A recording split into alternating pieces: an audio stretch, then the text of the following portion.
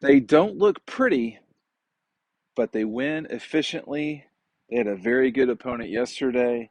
They'll have an even better one next week against Ole Miss. That was Paul Finebaum. No, Georgia doesn't look pretty sometimes. I'm not sure who does. I mean, Michigan. Um, the problem on that front is we got to see it against a team with a pulse. And it may be that Michigan's the best team. I don't know, but people are getting impatient, and they finally have the capability now to see Michigan play a team with a pulse in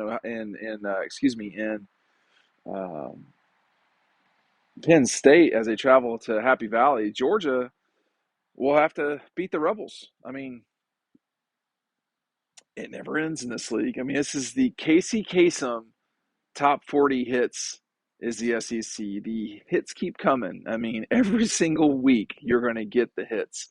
And for the Dogs, it's just another big challenge. This time against Ole Miss. This past week it was against Missouri. They had to go to Florida. I mean, go to Jacksonville for that split game. You've got there's just it's you're traveling. You're playing at Auburn in a few weeks. You're going to go to Tennessee. The SEC championship is going to probably be Alabama if you get there. So there's a lot going on in this league, and it just never ends. Michigan has been able to coast. I mean, their best win is probably still UNLV. It may be Rutgers. I'm not sure, but this isn't like the ACC, y'all. I mean, this is not the Big 12 where you're going to play at Kansas. Now, no disrespect to Kansas, they're a ranked team and all that, but like Oklahoma ain't great. And until these last 2 weeks, people were ready to crown them. I mean, they're just not good. So I think and that was Paul saying that he had Georgia as one. He's got Florida State four, with Michigan at three, Ohio State two, and then the Dogs saying that UW would have been probably his five. But I mean, I think Alabama might be higher up than people are willing to admit. It's an Alabama team that has really done a great job lately. The game against Arkansas wasn't so hot, but in this league, you're going to get that, y'all. I mean, this is as close to the NFL as you get.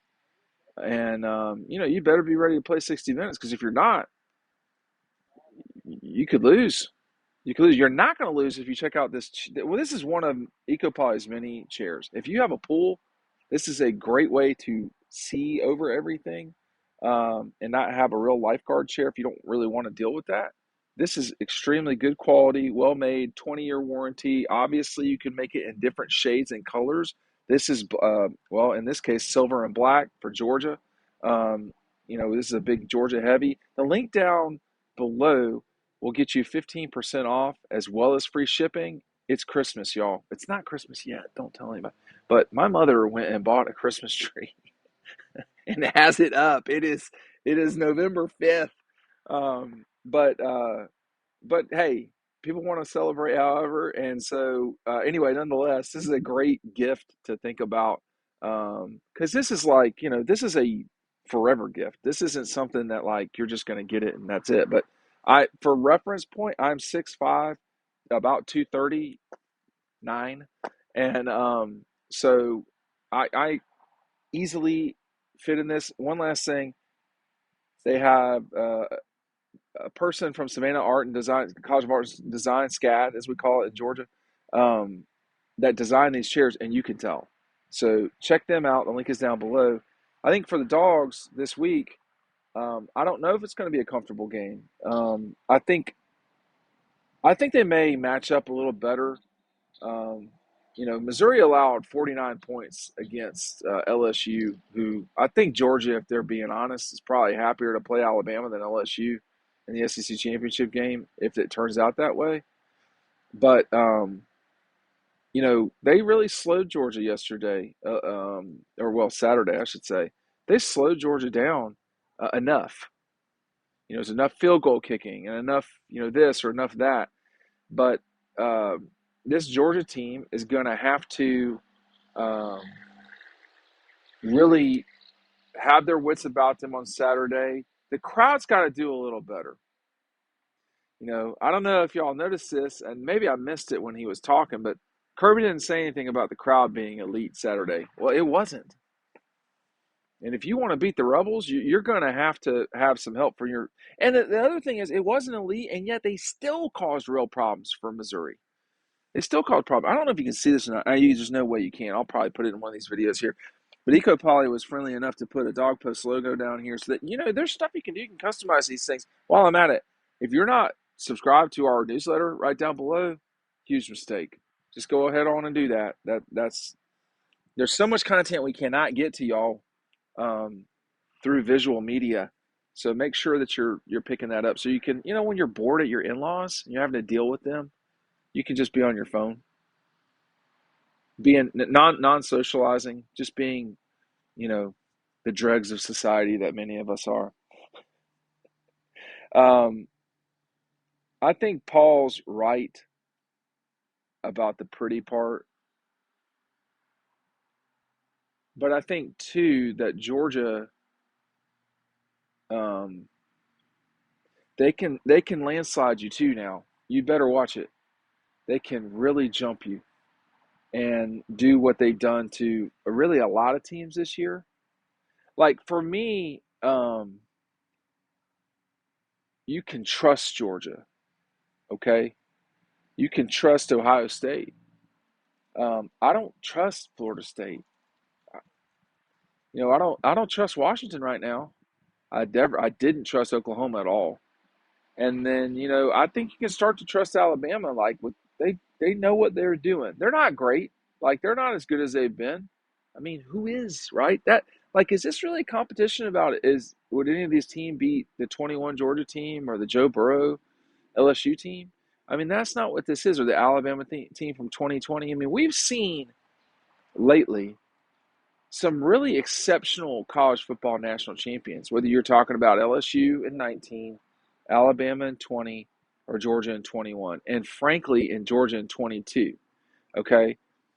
I, I'm not going to make the mistake of comparing this team or any team in college football to any of those teams because they're not as good as those teams. They're just not. The quarterback play is not as exceptional. You got to think about the quarterback play of those teams. So you had Joe Burrow, Mac Jones, Stetson Bennett back to back. Stetson Bennett is one of the best quarterbacks in college football history in college football. He was amazing. You don't have that in college football right now. Now, you have really good quarterbacks. You have Caleb Williams. His team has 3 losses. You have Michael Penix, who just disappears apparently during games at times. And then he can be just really good. You don't have Hendon Hooker last year, Bryce Young. You had Caleb Williams last year. You don't have Stetson. He's gone. Is JJ McCarthy special? I don't. How am I supposed to know? How are we supposed to know the answer to these questions? We don't know, right? That's what Paul's talking about too. Is when is Michigan going to play somebody? They're going to play somebody this week. So you wanted to, like you said, you wanted adventure.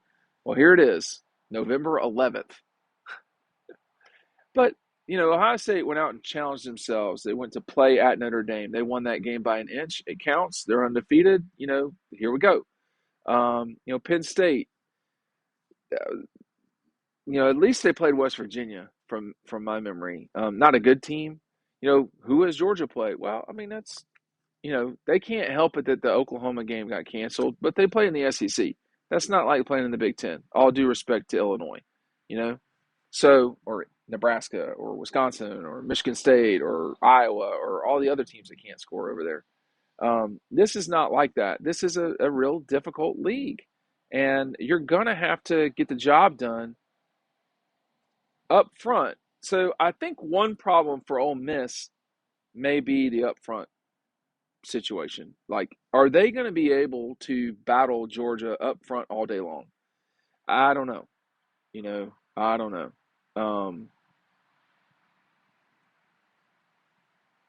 I'm not sure. I need to watch more of Ole Miss, but here we are talking about how great an offense they are, and was that predicated on the LSU game? Because it seems like it kind of is sometimes. I mean, like here's Ole Miss for the year so far, and they scored a bunch on Tech too. I remember, But um, they go 73-7 against Mercer.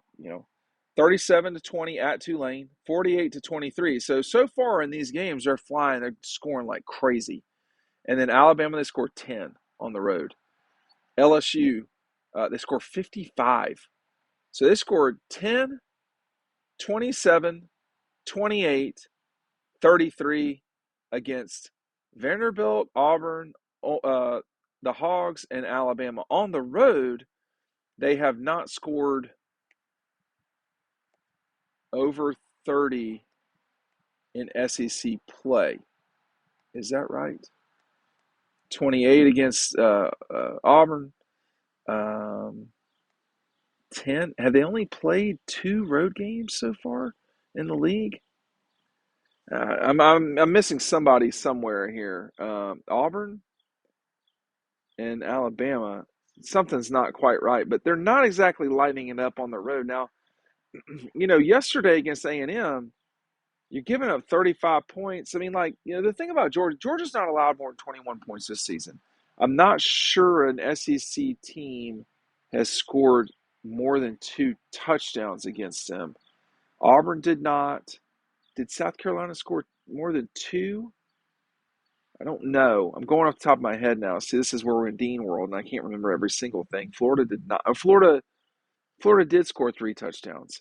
Um, if you if we're counting the last play of the game, then they scored 3 touchdowns. So it's not real common. So you're looking at about a touchdown and a half, something like that.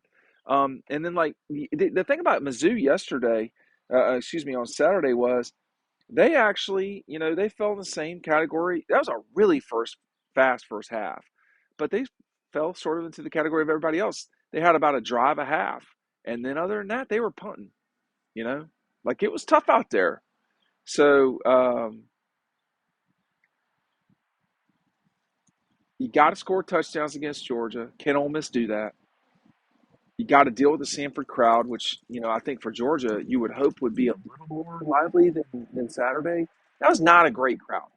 That was very, low 4-star B team. It wasn't good enough. Don't get mad at me. I'm telling y'all the truth. So I didn't think it was great. But I think that it has the capability, and I know people just don't get fired up about Missouri. I understand that, but this is a different situation. This will, this is an important game because it's on the schedule. It's not as important as Missouri was, but it is really important. And it doesn't have to be pretty, like Paul says. It doesn't have to be pretty, but you do have to win. Thanks for watching. We'll see you over at the newsletter.